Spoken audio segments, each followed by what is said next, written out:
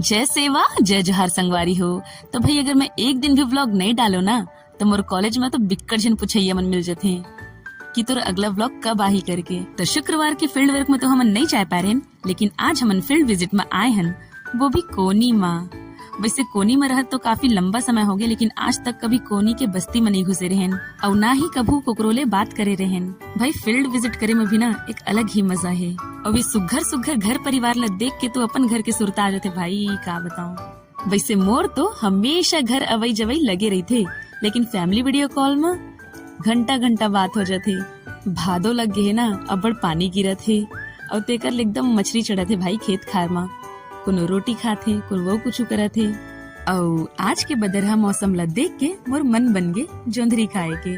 अब मैं निकल गई मोर संगवारी संग और भाई जोंधरी वाला ठेला में आके तो जोंधरी वाले भैया संग इतका बातचीत बन गए कि ये भैया तो मोर भैया ही बन गए। तो संगवारी हो मोर वीडियो ला लाइक कमेंट शेयर करे बर झन भुला हो।